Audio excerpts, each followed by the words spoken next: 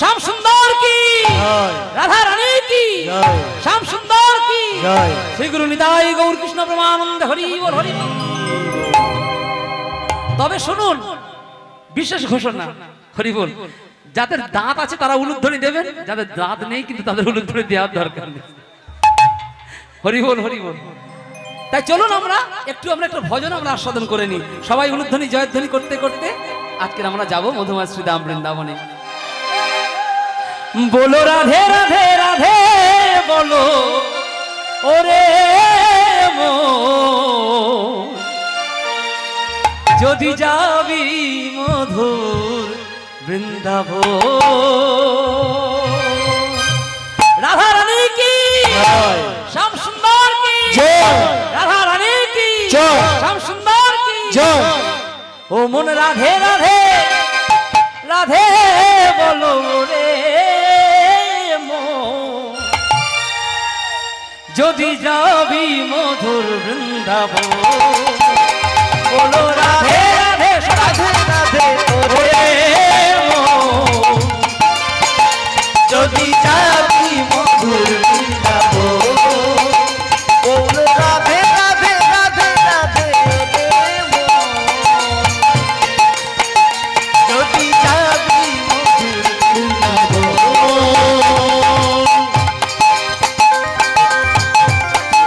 উলুধ্বনি জয়ধ্বনি হরি হরি হরি বল।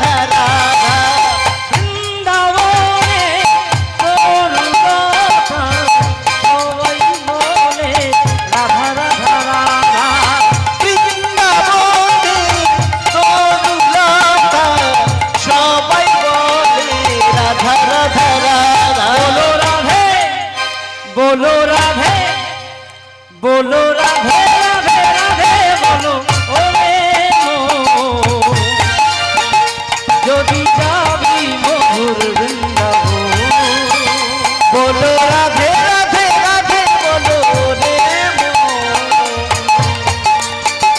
যদি যাবি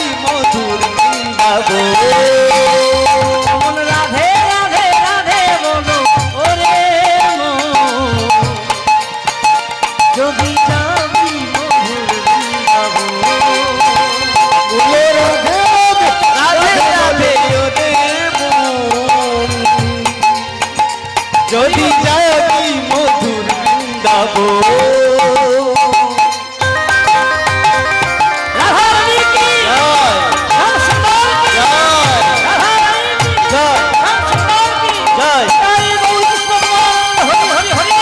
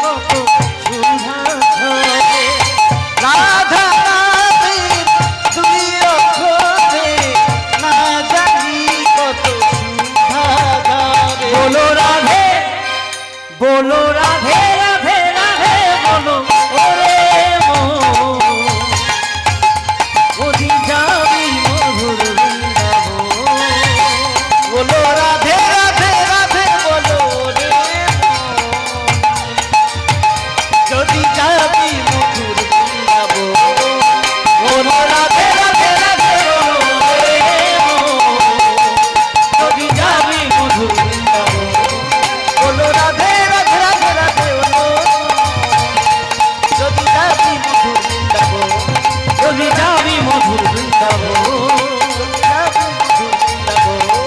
যদি যাবি মধুর বৃন্দাবো, যদি যাবি মধুর বৃন্দাবো।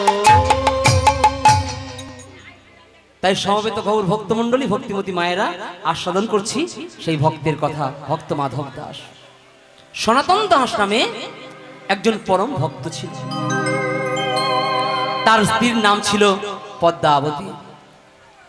স্বামী স্ত্রী তারা দুজনেই প্রভু জগন্নাথের চরণে পড়ে থাকতো দিবারাত্রি। মাধুকুরি করত, আর মাধুকুরি করে যা চাল তণ্ডুল পেত তারা ওই ভগবানের চরণে নিবেদন দিয়ে তবে তারা সেবা পেত। একটা ঘর ছিল একেবারে ভাঙা একটা ঘর। বৃষ্টি হলে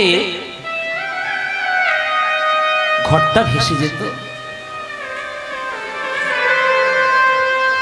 ঘরের মধ্যে থাকতে পারতো না। একেবারে দিন আনে দিন খায়, তবুও তারা ওই জগন্নাথের চরণ দুটি জড়িয়ে ধরে পড়ে থাকবে। জগন্নাথ, তোমার ওই রাতুল রাঙা চরণে আমরা আর কিছু চাই না। আমরা এই বেশ ভালো আছি, অনেক সুখে আছি। নয়ন জলে জগন্নাথের চরণ ধৌত করে দিত।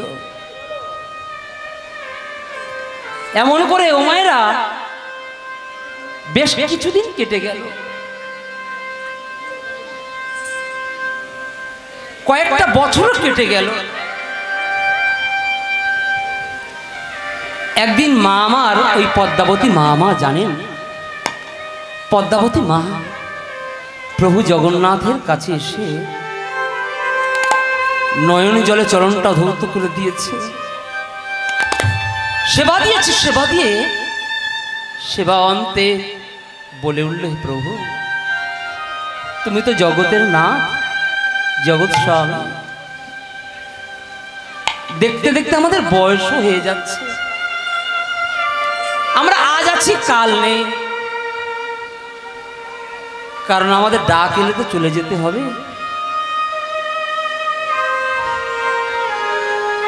শেষের বয়সে এসে করজোড় করে পদ্মাবতী মা আমার সেদিন বলেছিল, প্রভু গো, তোমার কাছে গাড়ি বাড়ি কিছু চাইব না, টাকা পয়সা চাইব না, কিছু চাইব না, পার্থিব জগতের এই কামিনী কাঞ্চন কিছু চাই না। কি চাই জানো ঠাকুর? তোমার ওই রাতুল রাঙাচরণে আমি এই নিবেদন রাখি, যেদিন আমরা থাকব না, যেদিন আমাদের চলে যেতে হবে